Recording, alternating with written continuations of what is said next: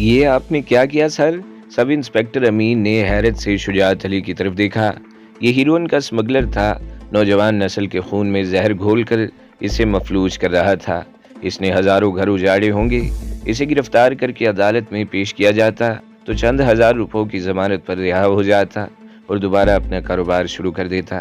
یہ اسی انجام کا مستحق تھا۔ شجاعت علی نے کہا، موبائل فون پر ایمبولینس اور فائر بریگیڈ کو اطلاع کر دو، 2 کانسٹیبل اپنے پاس روک لو اور باقی نفری تھانے بھیج دو۔ میں بھی تھانے پہنچ رہا ہوں، شاہد تم میرے ساتھ آؤ۔ جھاڑیوں میں آگ پھیلتی جا رہی تھی۔ شجاعت علی ایسا ہی شاہد کے ساتھ تیز قدم اٹھاتا ہوا جیپ میں آ کر بیٹھ گیا۔ اس نے انجن سٹارٹ کیا اور جیپ کو ایک زوردار جھٹکے سے آگے بڑھا دیا۔ دوسرے روز ASI روشن خان کو جرائم پیشہ گروہ کو سرکاری راز فراہم کرنے اور پولیس کی سرگرمیوں کی اطلاع بہم پہنچانے کے الزام میں معطل کر کے گرفتار کر لیا گیا۔ اس کے 2 دن بعد شبینہ نے موبائل فون پر اسے ایک اور اہم اطلاع دے دی، اگر تم اس کارروائی میں کامیاب ہو گئے تو نوری خالد کے خلاف یہ تمہاری بہت بڑی فتح ہوگی، لیکن اس بات کا خیال رہے کہ تمہارے عملے میں بعض لوگ اب بھی نوری خالد کے نمک خوار ہیں، وہ حق کے نمک ادا کرنے کی کوشش کریں گے۔ شبینہ نے اسے متنبہ کیا، اس کی تم پرواہ نہ کرو، میں ایسی کالی بھیڑوں کو چن چن کر ختم کر دوں گا۔ شجاعت علی نے جواب دیا۔ یہ اطلاع شجاعت کو شام 7 بجے کے لگ بھگ ملی تھی، لیکن اس نے کسی کو اس کی ہوا تک نہیں لگنے دی اور نہ ہی اپنے افسروں کو اس سلسلے میں آگاہ کیا۔ رات 1 بجے اس نے چھاپہ مار پارٹی تیار کی۔ اس پارٹی میں شامل پولیس اہلکاروں کو آخر وقت تک یہ علم نہیں ہو سکا کہ انہیں کہاں اور کس کے خلاف کارروائی کرنی ہے۔ رات 2 بجے گلستانی جوہر کے جس مکان کو گھیرے میں لیا گیا وہ سب انسپیکٹر شجاعت علی کے تھانے کی حدود میں نہیں تھا، لیکن جرائم پیشہ افراد کے خلاف کارروائی میں شجاعت علی نے کبھی اس بات کی پرواہ نہیں کی تھی کہ جس جگہ وہ کارروائی کر رہا ہے وہ اس کے علاقے میں ہے یا نہیں۔ اس کا مقصد جرائم پیشہ عناصر کی بےخونی کرنا تھا، خواہ وہ کسی بھی علاقے میں ہوں۔ اس کارروائی میں شجاعت علی کی پارٹی کو حیرت انگیز طور پر معمولی سی مزاحمت کا سامنا بھی نہیں کرنا پڑا۔ اس کی وجہ غالباً یہ تھی کہ مکان میں موجود لوگوں کو اس قسم کی کسی کارروائی کی توقع نہیں تھی۔ اس مکان میں 3 آدمی تھے، 2 بڑے مزے سے سو رہے تھے، تیسرا غالباً پہرے کی ڈیوٹی پر تھا۔ سب سے پہلے شجاعت علی خود مکان میں کودا تھا اور اس نے پہرے دار کو آواز نکالنے کا موقع دیے بغیر گرفت میں لے لیا تھا۔ اس کے بعد سب کچھ بہت آسان ہو گیا تھا۔ مکان کے اندر سوئے ہوئے باقی 2 آدمیوں کو بھی بڑے آرام سے حراست میں لے لیا گیا۔ اس مکان سے بڑی تعداد میں اسلحہ برآمد ہوا تھا، جدید ساخت کی درجنوں آٹومیٹک رائفلیں، 3 لائٹ مشین گنیں، 2 درجن دستی بم، 6 راکٹ، درجنوں پستول ریوالور اور ہزاروں گولیاں شامل تھیں۔ تخریب کاری میں استعمال ہونے والا آتش گیر مادہ بھی بڑی مقدار میں برآمد ہوا تھا اور تقریباً 20 کلو ہیروئن بھی قبضے میں لے لی گئی تھی۔ اس کارروائی میں شجاعت علی کی ایک بڑی کامیابی یہ تھی کہ مکان سے جن تینوں کو گرفتار کیا گیا تھا ان میں ایک نوری خالد کا بیٹا بھی تھا۔ سب انسپیکٹر شجاعت علی کی اس چھاپہ مار کارروائی پر ایک بھونچال سا آ گیا۔ اعلیٰ پولیس افسروں اور اہم سیاسی شخصیات کے گھروں میں ٹیلی فون کی گھنٹیاں بجنے لگیں۔ شہریوں کو دہشت گردوں کے رحم و کرم پر چھوڑ کر آرام دہ بستروں میں میٹھی نیند کے مزے لینے والے یہ لوگ ٹیلی فون پر پیغامات ملنے کے بعد رات کے پچھلے پہر بستر چھوڑنے پر مجبور ہو گئے۔ شجاعت علی پر چاروں طرف سے دباؤ پڑ رہا تھا، مگر اس نے کسی دباؤ میں آنے یا کسی کے سامنے جھکنے سے انکار کر دیا تھا۔ وہ خاک و خون میں لوٹتے ہوئے بے گناہ شہریوں کو کیسے بھول سکتا تھا جو ان دہشت گردوں کا شکار ہوتے تھے؟ ان معصوم نوجوانوں کو کیسے فراموش کر سکتا تھا جو ہیروئن کی لعنت میں مبتلا ہو کر اپنی ہی بوٹیاں نوچنے پر مجبور ہو گئے تھے؟ کیا جرم کیا تھا ان معصوم بچوں نے جنہیں باپ کی شفقت سے محروم کر دیا گیا تھا؟ کیا قصور تھا ان بہنوں کا جن کے جوان اور کڑیل بھائیوں کو قطار میں کھڑا کر کے گولیوں سے بھون ڈالا گیا تھا؟ اس وقت نہ تو پولیس کے یہ اعلیٰ افسران اپنے ایئر کنڈیشن دفتروں یا گھروں سے نکلے تھے، اور اب جب کہ ایک بڑی مچھلی قانون کی جال میں پھنس رہی تھی تو یہ سب لوگ رات کے پچھلے پہر اپنی نیندیں بھی قربان کر کے گھروں سے نکل آئے تھے۔ مگر شجاعت علی نے طے کر لیا تھا کہ وہ ان کے سامنے نہیں جھکے گا۔ شجاعت علی پر ایک اور قاتلانہ حملہ ہوا، لیکن خوش قسمتی سے اس مرتبہ بھی وہ بچ نکلا۔ حملہ آور فرار ہونے میں کامیاب ہو گئے تھے۔ شجاعت علی کو سمجھنے میں دیر نہیں لگی کہ یہ حملہ نوری خالد کے آدمیوں نے کیا تھا، کیونکہ اسے نوری خالد سے مسلسل دھمکیاں مل رہی تھیں۔ شجاعت علی نے بھی اب اپنی ساری توجہ نوری خالد پر مبذول کر دی تھی، کیونکہ شہر میں ایک بار پھر دہشت گردی کے واقعات میں اضافہ ہو گیا تھا اور نوری خالد کے خفیہ اڈوں سے اسلحہ تقسیم ہو رہا تھا اور شجاعت علی کو ان اڈوں کی تلاش تھی۔ اس روز شجاعت علی تھوڑی دیر کے لیے گھر آیا تھا۔ وہ کھانا کھانے کے بعد ڈرائنگ روم میں بیٹھا چائے کی چسکیاں لے رہا تھا کہ میز پر رکھے ہوئے موبائل فون کی گھنٹی بجی۔ اس نے فون اٹھا لیا۔ یس، شجاعت علی اسپیکنگ۔ شبینہ بول رہی ہوں، دوسری طرف سے کہا گیا تھا۔ اس وقت میں نے تمہیں صرف یہ بتانے کے لیے فون کیا ہے کہ تمہارے خلاف ایک بڑی خوفناک سازش ہو رہی ہے اور یہ سازش نوری خالد تیار کر رہا ہے۔ شجاعت علی نے کہا، ہاں، تم نے اس کے بیٹے کو حراست میں لے رکھا ہے۔ وہ زخمی ناگ کی طرح بل کھا رہا ہے، لیکن اس سازش میں تمہارے محکمے کے کچھ لوگ بھی شامل ہیں۔ شبینہ نے کہا، سازش کیا ہے؟ مجھے قتل کرنا چاہتے ہیں؟ شجاعت علی نے پوچھا۔ ابھی مجھے تفصیل معلوم نہیں ہو سکی، آج رات سارا پتہ چل جائے گا۔ اس وقت تفصیل سے بات بھی نہیں کر سکتی، کل صبح بات کروں گی، شبینہ نے جواب دیا، اور اس کے ساتھ ہی سلسلہ منقطع ہو گیا۔ اس وقت رات کے 10 بجے تھے۔ شجاعت علی نے چائے ختم کی اور گھر والوں کو خدا حافظ کہہ کر باہر آ گیا۔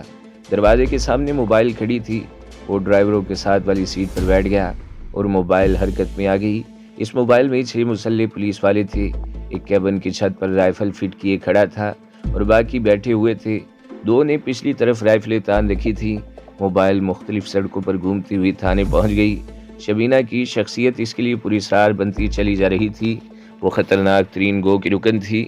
نوری خالد موت کا فرشتہ تھا، شفاق ترین انسان۔ وہ معمولی سی غلطی پر اپنے آدمیوں کو بھی موت کے گھاٹ اتارنے میں نہیں جھجکتا تھا۔ سب سے پہلے شہباز نامی اس نوجوان کی مثال سامنے آئی تھی، جسے شجاعت علی نے ہوب روڈ سے پکڑ کر مقامی تھانے کے حوالے کیا تھا، اور اس کے چند ہی گھنٹوں بعد حوالات میں اسے موت کے گھاٹ اتار دیا گیا تھا۔ اس کے بعد خون ریزی کے اور بھی ایسے واقعات رونما ہوئے تھے جس میں نوری خالد کا ہاتھ نظر آتا تھا۔ شجاعت علی اسے گرفت میں لینے کے لیے اس کے گرد جال بن رہا تھا اور شبینہ اس معاملے میں اس کی مدد کر رہی تھی۔ وہ اپنی جان خطرے میں ڈال کر اسے نوری خالد کے بارے میں اطلاعات فراہم کر رہی تھی اور تمام اطلاعات درست ثابت ہو رہی تھی۔ چند روز پہلے جب اس نے بلاک 4A کے کچے مکان میں ہیروئن کے اسمگلر پرنس اور نوری خالد کی ملاقات کی اطلاع دی تھی، اگر ASI روشن خان نوری خالد کو خبردار نہ کر دیتا تو اس رات اس کا قصہ بھی تمام ہو جاتا۔ نوری خالد خود تو بچ گیا تھا، لیکن اس نے پرنس کو خبردار نہیں کیا تھا۔ اس طرح پرنس واقعی دھوکے میں آ گیا تھا۔ شجاعت علی نے پرنس کو گرفتار کرنے کے بجائے موت کے گھاٹ اتار دیا تھا، کیونکہ وہ جانتا تھا کہ ڈرگ مافیا کے یہ گاڈ فادر چند گھنٹوں سے زیادہ پولیس کی حراست میں نہیں رہ سکتے۔ بڑی بڑی معزز ہستیاں ان کے دفاع کے لیے قانون کے سامنے دیوار بن جاتی ہیں، اور پھر شبینہ ہی کی اطلاع پر اس نے گلستانی جوہر کے مکان پر چھاپا مار کر نہ صرف بھاری مقدار میں ہیروئن اور اسلحہ برآمد کر لیا تھا، بلکہ نوری خالد کے بیٹے کو گرفتار کر لیا تھا، اور حکومت کے ایوانوں تک میں زلزلہ آ گیا تھا۔ پولیس کے اعلیٰ افسران اور دیگر معزز ہستیوں نے اس معاملے کو راز میں رکھنے کی کوشش کی تھی تاکہ اس معاملے کو آپس میں ہی نمٹا دیا جائے، لیکن شجاعت علی نے یہ خبر فوراً ہی پریس کو دے دی تھی، اور اس طرح پورے شہر میں ایک تہلکہ سمجھ گیا تھا۔ اب شبینہ نے اسے اطلاع دی تھی کہ نوری خالد اس کے خلاف کوئی خوفناک سازش تیار کر رہا تھا، اور اس سازش میں اس کے محکمے کے بھی کچھ لوگ شامل تھے۔ اس کے محکمے کے بہت سے لوگ اس کے خلاف ہو سکتے تھے، وہ افسران بھی جو اس کے فرض شناسی سے خوش نہیں تھے اور اسے اپنے راستے کی رکاوٹ سمجھتے تھے، لیکن سوال یہ پیدا ہوتا تھا کہ شبینہ کو اس سے ہمدردی کیوں تھی؟ یہی سب کچھ سوچتے ہوئے شجاعت علی کی آنکھ لگ گئی۔ صبح 9 بجے سے پہلے اس کی آنکھ نہیں کھل سکی۔ گھر والوں نے بھی اسے جگانے کی کوشش نہیں کی۔ سلطانہ بھی گھر پر ہی تھی، وہ اس کے لیے بیڈ ٹی لے آئی۔ ارے تم یونیورسٹی نہیں گئی؟ شجاعت علی نے پوچھا۔ آج 11 بجے جاؤں گی، سلطانہ نے چائے کا کپ سائڈ ٹیبل پر رکھتے ہوئے جواب دیا۔ ابھی تھوڑی دیر پہلے اس کا فون آیا تھا، وہ دوبارہ رنگ کرے گی؟ کس کا فون؟ شجاعت علی نے اسے گھورا۔ صدقے جاؤں اس شان بے نیازی کے، سلطانہ مسکرائی۔ ارے بھائی، وہی لڑکی جو اکثر آپ کو فون کیا کرتی ہے۔ او سمجھا۔ شجاعت علی کے منہ سے گہرا سانس نکل گیا۔ کب آیا تھا فون؟ تم نے مجھے جگایا کیوں نہیں؟ آپ رات کو 2:30 بجے تو آئے تھے، اس لیے کسی نے آپ کو جگایا نہیں، سلطانہ نے کہا۔ اس کا فون تقریباً آدھا گھنٹہ پہلے آیا تھا، وہ 9:30 بجے پھر فون کرے گی۔ شجاعت علی چائے کی چسکیاں لینے لگا۔ چائے ختم کر کے وہ باتھ روم میں گھس گیا۔ ٹھیک 9:30 بجے فون کی گھنٹی بجی۔ شجاعت علی اس وقت فون کے قریب ہی کھڑا تھا۔ اس نے ہاتھ بڑھا کر ریسیور اٹھا لیا۔ وہ شبینہ کی کال تھی۔ میں فون پر بات نہیں کر سکتی، شبینہ نے اس کی آواز سن کر کہا۔ اب سے 1 گھنٹے بعد جھیل پارک کے قریب چائنیز ریسٹورنٹ میں تمہارا انتظار کروں گی۔ تم سادہ لباس میں آؤ گے، سمجھ گیا، میں پہنچ جاؤں گا، شجاعت علی نے جواب دیا۔ وہ دوسری طرف سے کچھ اور سننے کا منتظر تھا، لیکن شبینہ نے فون بند کر دیا تھا۔ شجاعت علی کو سمجھنے میں دیر نہیں لگی کہ وہ کسی ایسی جگہ پر تھی جہاں سے وہ کھل کر یا زیادہ دیر تک بات نہیں کر سکتی تھی۔ شجاعت علی نے کریڈل ٹیپ کر کے اپنے تھانے کا نمبر ملایا۔ ریسیور سب انسپکٹر امین نے اٹھایا، اسے تھانے اور علاقے کی صورتحال معلوم کی، پھر بولا، ٹھیک ہے امین، میں ایک ذاتی کام سے کہیں جا رہا ہوں، کوئی مسئلہ ہو تو تم نمٹا لینا، میں ذرا دیر سے آؤں گا۔ اس نے ریسیور رکھ دیا اور ناشتے کی میز پر آ گیا۔ سلطانہ نے بھی ابھی تک ناشتہ نہیں کیا تھا۔ وہ دونوں بہن بھائی بیٹھ کر ناشتہ کرنے لگے۔ ناشتے کے بعد شجاعت علی جب تیار ہو کر گھر سے نکلا تو 10:15 بج رہے تھے۔ کوٹ کے نیچے بغلی ہولسٹر میں اس کا سروس ریوالور موجود تھا۔ شبینہ اب تک اگرچہ اس سے ہمدردی کا اظہار کرتی رہی تھی، اس نے بڑی اہم اطلاعات بھی فراہم کی تھی جو سب سے زیادہ درست ثابت ہوئی تھی، لیکن اس کے باوجود وہ احتیاط کا دامن ہاتھ سے نہیں چھوڑنا چاہتا تھا۔ اس امکان کو بھی نظر انداز نہیں کیا جا سکتا تھا کہ اب تک اسے جو اطلاعات فراہم کی جاتی رہی ہوں، ان کا مقصد اس کا اعتماد حاصل کرنا ہو۔ کوئی بڑا مقصد حاصل کرنے کے لیے تھوڑی بہت قربانی ضرور دینی پڑتی ہے، اور وہ بڑا مقصد اس کی موت کے سوا کیا ہو سکتا تھا؟ اور اب تو نوری خالد کا بیٹا بھی اس کی حراست میں تھا۔ وہ اپنے بیٹے کو چھڑانے کے لیے اس کے ساتھ کچھ بھی کر سکتا تھا۔ اس نے سب انسپکٹر امین کو اسے لینے کے لیے موبائل بھیجنے کو منع کر دیا تھا۔ ایک مسلح کانسٹیبل اس کے مکان پر 24 گھنٹے موجود رہتا تھا۔ جب وہ گیٹ سے باہر نکلا تو سنتری اسے دیکھتے ہی اٹینشن ہو گیا۔ شجاعت علی اس کی خیریت دریافت کرتا ہوا گلی میں مڑ گیا۔ مین روڈ پر آ کر اسے ایک ٹیکسی مل گئی۔ طارق روڈ، اس نے پچھلی سیٹ پر بیٹھتے ہوئے کہا۔ جب وہ جھیل پارک کے قریب ٹیکسی سے اترا تو 11:15 بج رہے تھے۔ وہ 15 منٹ لیٹ ہو چکا تھا۔ ٹیکسی سے اتر کر وہ ادھر ادھر دیکھتا ہوا چائنیز ریسٹورنٹ کی طرف چلنے لگا۔ ریسٹورنٹ کے دروازے میں داخل ہوتے ہی اس کے دل کی دھڑکن تیز ہو گئی۔ عجیب بات تھی، وہ موت کا سامنا کرتے ہوئے کبھی نہیں گھبرایا تھا، لیکن ایک لڑکی کے سامنے جاتے ہوئے اس کے دل کی دھڑکن بے قابو ہو رہی تھی۔ شاید دل کے معاملے ایسے ہی ہوتے ہیں۔ پرسکون ریسٹورنٹ میں صرف 3 میزوں پر گاہک بیٹھے ہوئے تھے۔ ان میں ایک میز پر ایک جوڑا بھی بیٹھا ہوا تھا۔ مرد کی عمر 35 اور 40 کے درمیان رہی ہوگی، جبکہ اس کی ساتھی عورت 30 سے زیادہ نہیں تھی۔ اس نے ہلکے نیلے رنگ کی ساڑی پہن رکھی تھی۔ شجاعت علی اندر داخل ہو کر ادھر ادھر دیکھنے لگا۔ ان گاہکوں کے علاوہ اور کوئی گاہک نہیں تھا۔ شجاعت علی نے ریسٹورنٹ میں موجود نیلی ساڑی والی واحد عورت کی طرف دیکھا۔ اس میں شبینہ کا شائبہ تک نہیں تھا۔ وہ سوچ رہا تھا کہ شبینہ آ کر چلی تو نہیں گئی۔ وہ کاؤنٹر کے سامنے آ گیا جہاں ایک بھاری بھرکم پستہ کامچ چینی عورت کھڑی تھی۔ یس پلیز، چینی عورت نے مسکراتے ہوئے سوالیہ نگاہوں سے اس کی طرف دیکھا۔ پچھلے آدھے گھنٹے کے دوران یہاں کوئی اکیلی لڑکی تو نہیں آئی؟ شجاعت علی نے انگریزی میں پوچھا اور یاداشت کے سہارے شبینہ کا حلیہ بتانے لگا۔ نہیں، عورت نے مسکراتے ہوئے نفی میں سر ہلا دیا۔ اگر آپ کی دوست نے آپ کو وقت دیا ہے تو وہ ضرور آئے گی، آپ تشریف رکھیے پلیز۔ شجاعت علی مسکراتا ہوا ایک ایسی میز پر بیٹھ گیا جہاں سے وہ دروازے پر سائیڈ سٹریٹ کی طرف نگاہ رکھ سکتا تھا۔ اس کے بیٹھنے کے چند ہی منٹ بعد ویٹر آ گیا۔ وہ خوبصورت مینیو اس کے سامنے رکھنا ہی چاہتا تھا کہ شجاعت علی بول اٹھا، فی الحال صرف ایک کپ کافی؟ یس سر، ویٹر سر ہلاتا ہوا واپس چلا گیا۔ 10 منٹ بعد شجاعت علی کے سامنے کافی موجود تھی۔ وہ کافی کی چسکیاں لیتے ہوئے کبھی دروازے کی طرف اور کبھی سائیڈ سٹریٹ کی طرف دیکھنے لگا۔ اسے ایک ایک لمحہ صدیوں پر بھاری محسوس ہو رہا تھا۔ انتظار کی گھڑیاں طویل ہوتی جا رہی تھی۔ 11 بج گئے اور پھر 11:15، لیکن شبینہ نہیں آئی۔ 11:30 بج رہے تھے۔ اس کے ذہن میں صرف ایک ہی سوال تھا، شبینہ کیوں نہیں آئی؟ حالانکہ خود اس نے اسے یہاں آنے کے لیے وقت دیا تھا۔ اسے آنا چاہیے تھا۔ کہیں ایسا تو نہیں کہ اس کا راز کھل گیا ہو اور وہ کسی مصیبت میں پھنس گئی ہو؟ یہ خیال آتے ہی اس کی آنکھوں میں تشویش ابھر آئی۔ اس دوران ریسٹورنٹ میں کچھ گاہک نئے آئے تھے اور کچھ چلے گئے تھے۔ نئے گاہکوں میں 2 جوان لڑکیاں بھی تھیں جن کا تعلق کسی دولت مند اور فیشنیبل گھرانے سے تھا۔ انہوں نے شاپنگ بیگ اٹھا رکھے تھے جو انہوں نے اپنی میز کی ایک کرسی پر رکھ دیے تھے۔ شجاعت علی نے بڑی گہری نظروں سے ان کی طرف دیکھا۔ ان میں سے کسی میں بھی مشابہت کی جھلک نہیں تھی۔ شجاعت علی اپنی جگہ پر بیٹھا شبینہ کے بارے میں سوچ رہا تھا کہ فائرنگ کی آواز سنائی دی۔ کسی آٹومیٹک رائفل سے مسلسل فائرنگ ہو رہی تھی۔ ریسٹورنٹ کا شیشے والا دروازہ اگرچہ بند تھا، لیکن آوازوں سے یوں لگتا تھا جیسے فائرنگ کہیں قریب ہو رہی ہو۔ کاؤنٹر پر بیٹھی ہوئی چینی عورت نے چیخ کر کچھ کہا اور ملازموں نے دوڑ کر باہر سے شٹر گرا دیے اور سائیڈ سٹریٹ والے دروازے سے اندر آ کر دروازہ بند کر لیا۔ شجاعت علی بے چین ہو گیا۔ اس نے ادھر ادھر دیکھا۔ ریسٹورنٹ میں موجود تمام گاہکوں کے چہروں پر خوف کے سائے ابھر آئے تھے۔ دونوں لڑکیوں کے چہرے تو ایک دم دھواں ہو گئے تھے۔ شجاعت علی اپنا بل ادا کر چکا تھا، اٹھ کر دروازے کی طرف دوڑا۔ ایک ویٹر نے اسے روکنے کی کوشش کی لیکن وہ سائیڈ سٹریٹ کے دروازے سے باہر نکل آیا۔ اس کے نکلتے ہی ویٹر نے دروازہ بند کر دیا۔ اس وقت 2-3 اور گولیاں چلنے کی آواز سنائی دی۔ شجاعت علی کے ذہن میں یہ خیال ابھرا تھا کہ طارق روڈ کی کسی دکان پر ڈکیتی کی واردات ہوئی ہے۔ وہ سائیڈ سٹریٹ سے نکل کر سڑک پر آیا ہی تھا کہ طارق روڈ کی طرف سے ایک پولیس موبائل آتی دکھائی دی۔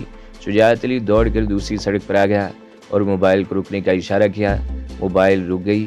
اگلی سیٹ پر ڈرائیور کے ساتھ ایک نوجوان ASI بیٹھا ہوا تھا۔ ان دونوں کے چہروں کی ہوائیاں اڑ رہی تھیں۔ اس طرف فائرنگ ہو رہی ہے اور تم مخالف سمت میں جا رہے ہو، شجاعت علی نے کہا۔ تم کون ہو؟ ASI نے اسے گھورا۔ میں پولیس آفیسر ہوں، شجاعت علی نے کہا۔ میرا خیال ہے کسی دکان میں ڈکیتی کی واردات ہوئی ہے، اس طرف جا کے ڈاکوؤں کو روکنے کی کوشش کیوں نہیں کرتے؟ ہمیں اپنی جان زیادہ عزیز ہے پولیس آفیسر صاحب، ہم اچھی طرح جانتے ہیں کہ ایسے موقع پر ہمیں کیا کرنا چاہیے۔ چلو احمد، ASI نے آخری 2 الفاظ ڈرائیور کی طرف دیکھتے ہوئے کہے تھے۔ موبائل ایک جھٹکے سے حرکت میں آ کر بائیں طرف جھیل پارک کے کنارے والی سڑک پر مڑ گئی۔ شجاعت علی موبائل کو دیکھتا رہ گیا، جس کے پچھلے حصے میں 6 کانسٹیبل رائفلیں لیے بیٹھے تھے۔ شجاعت علی تیز تیز قدم اٹھاتا ہوا لبرٹی والے چوک پر آ گیا۔ دکانیں دھڑا دھڑ بند ہو رہی تھیں اور طارق روڈ پر دیکھتے ہی دیکھتے سناٹا چھا گیا۔ لبرٹی چوک پر ٹریفک کنٹرول کرنے والا کانسٹیبل کیفے لبرٹی میں گھس رہا تھا۔ شجاعت علی نے طارق روڈ پر دائیں بائیں دیکھا۔ دونوں طرف دور دور تک دکانیں بند ہو چکی تھیں۔ کیفے لبرٹی کے شٹر بھی گرائے جا چکے تھے، صرف ایک دروازہ کھلا تھا۔ شجاعت علی سڑک پار کر کے لبرٹی میں گھس گیا۔ فائرنگ کہاں ہوئی تھی؟ اس نے ٹریفک کانسٹیبل سے پوچھا، جو ایک طرف کھڑا پانی پی رہا تھا۔ خالد بن ولید روڈ کی طرف، کانسٹیبل نے ایک ہی سانس میں گلاس خالی کرتے ہوئے جواب دیا۔ شجاعت علی کچھ دیر ریسٹورنٹ میں کھڑا رہا، پھر باہر آ گیا۔ سڑکوں پر سناٹا تھا۔ اکا دکا پیدل راہگیر دکھائی دے رہے تھے جو بڑی عجلت میں کسی محفوظ جگہ پر پہنچنے کی کوشش کر رہے تھے۔ شجاعت علی کو تقریباً 20 منٹ بعد پتہ چل سکا کہ فائرنگ خالد بن ولید روڈ کے کسی بنگلے میں ہوئی تھی۔ شجاعت علی ڈیوٹی پر نہیں تھا، نہ ہی یہ اس کا علاقہ تھا، مگر ایک تجسس تھا جو اسے اکسا رہا تھا۔ وہ معلوم کرتا ہوا بالآخر تقریباً 10 منٹ بعد جائے وقوع پر پہنچ گیا۔ ایک 2 منزلہ بنگلے کے سامنے لوگوں کا ہجوم تھا۔